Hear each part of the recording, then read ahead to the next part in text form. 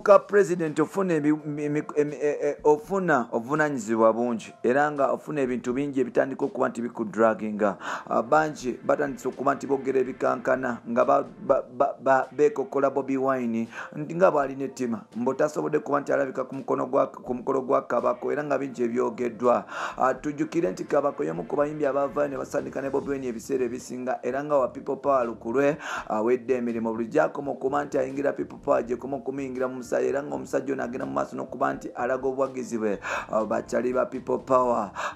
Bwe yali agaba kaadi omusajja mukulu ne yagenda mu maaso okugitwalira King, the ghetto gladiator, the ghetto president, the no principle, the boss of People Power movement mu Uganda era nga bingi ebyayogerwa. Yagenda mu maaso n'okugiwa oboolyawo Bobi Wine n'agibuusa Bebekulu era nga ne Bebekulu teyasobodde kuba nti agenda ku mikolo we twogerera. Bobi Wine teyasobodde kuba nti oboolyawo alabika ku mikolo gya Kabako era nga Kabako ne bakyali be batandise okuba nti boogera ebikankana. Tukwaniriza ku mukutu gwaffe omuganzi ogumanyikiddwa nga Uganda Mukamooli bampita Ntambi James Rich Boy Maxudi Junior.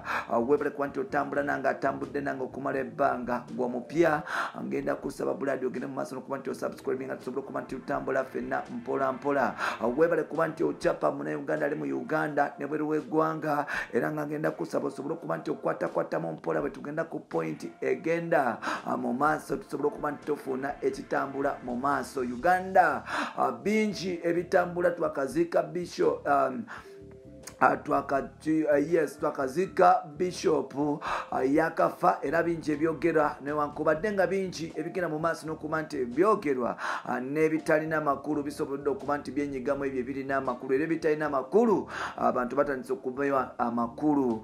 Wetwogerera Bobi Wine teyasobodde kuba nti oboolyawo ajumbira omukolo gwa kyaliwe amanyikiddwa nga Yusufu gwenjogerako ye musajja mukulu ayimbira mu team No Sleep People Power supporter era nga omusajja ono muyita Energy King oba Stage Brother Stage King bamuyita Kabako Roden Y. Yes, musajja w'entolo moyo yagenze mu maaso n'okuba nti akola embaga makeke era nga yasobodde okuba nti ayita abantu ab'enjawulo newankubadde be yayita abamu basobodde okujja abamu tebasobodde kujja naye ng'ate mu batasobodde kujja batunuulidde omusajja wetwogerera ow'amaanyi ennyo mu ggwanga. Omusajja ono yazaalibwa ennaku z'omwezi 1909 ennaku z'omwezi 12 February 1980. Omusajja ono simulala bamuyita His Excellency the Ghetto Gladiator Bobi Wine mpola mpola teyasobodde kuba nti oboolyawo atendinga mukolo gwa Kabako. Bibuuzo bingi lwaki Bobi Wine teyasobodde kuba nti atendinga mukolo gwa Kabako. Wano nno Kabako yalina essanyu bwe yakwata ekaadi n'agikwatisa Bobi Wine era nga Bobi Wine yajaniriza mu bitiibwa era nga yagenda mu maaso n'okuwa kasimero ne bakwatayo ne kavidi yawo mpola mpola n'agenda mu maaso n'okuba nti oboolyawo abeefunayo n'obufaananyi bonna ng'amukwasa kaadi eno yali ya red ekikulaga nti oboolyawo omusajja mukulu amanyikiddwa nga Roden Buwai Kabako omusajja w'entolome bwali mu bwagizi nnyo wa red kogata ne People Power movement. Wano nno abantu bagenda mu maaso n'okuba nti boogera nga bagamba nti Bobi Wine kakkiriza kaadi oyo Bebekulu tatawana kubanga ate Bebekulu talina makulu. Essanyu lingi lyali mu bantu especially abavubuka nga balaba nga balowooza nti oboolyawo omusajja oba muvubuka munnaabwe agenda kuyambako omuvubuka munno kuba nti atereza amaka nage gabeere successful ng'agage mpola mpola nga basuubira nti oboolyawo Bobi Wine okugenda ku mbaga ya Roden Y kinaamuwa Roden Y ekyokuyiga n'okwekkiririzamu nti oboolyawo asobola okukola ebintu ebyenjawulo. Unfortunately abantu kye babadde balowooza kivuddeyo nga results ndala nnyo ddala. Bobi Wine tasobodde kuba nti alabika ku mukolo gwa Roden Y era nga ensonga entongole tasobodde kuba nti agiwa.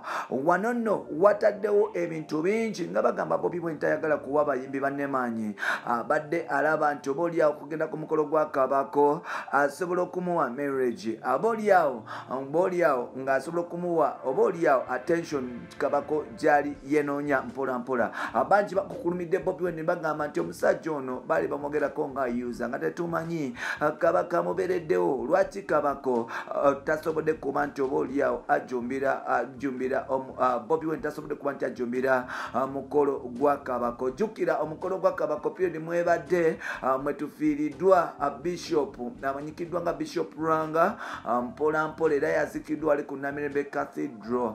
Wanono Cyprian Kizito Lwanga, yes, mpola mpola oboolyawo Bobi Wine emirimu gyabaddeko gyakusobola kuba nti oboolyawo akwasaganya amaziika n'okuteekateeka n'okujjumbira n'okuba nti oboolyawo akungubagiza abantu abafiiriddwako ebyabwe. N'ekirala abadde ku mikolo mitongole ng'ava mu America osanga kyekyamufudde bize nga alina byalina okukwasaganya, wabula bakritiki batandise okugamba nti Bobi Wine yoyo gwe twabagamba tasobola kuwa bayimbi banne manyi nga mwewakana.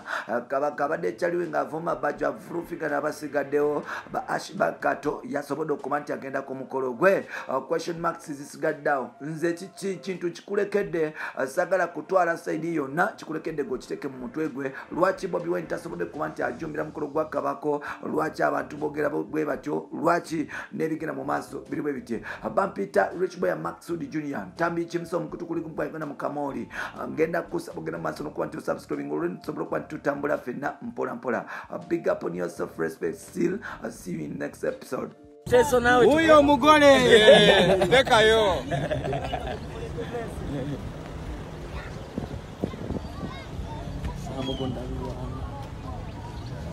I want topic them say. Noza mutulengera. Tulumbye. Tutuse. What else? Today, Baba.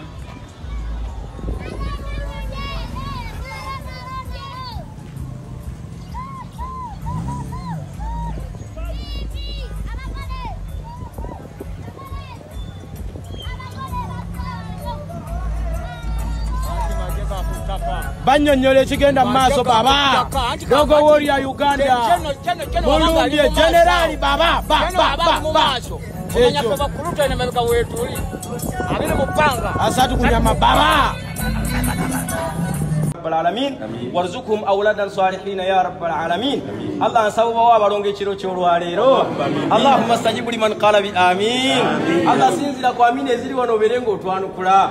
Ali wano ngawulire ennugu Yusuf mutunuli ebulungi yatadda mu amina. Allahumma taqabbal liman qala bi amin. Allah yanukula buli yaddamu amina. Allah sawombe ngo mugabira abana abalongofu. Allahumma qtar min awladihi tubiyuna mulago.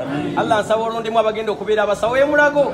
Waqtar minhum hukama high court olundimo abagenda okubeera abalamuzi ku high court waqtar minhum ulamauna fi dawlatina olundimo abagenda okubamanyi mu ggwanga lyaffe ya rabbal alamin waqtar minhum mufti ya rabbal alamin olundimo agenda okubeera mufti kubanga ofe yatemye. Allahumma stajib liman qala bi amin. Da'awnaka rabbana stajib bi amin walhamdulillahi rabbil alamin. Wa barakallahu fikum wa jazakumullahu khair wa kullu 'am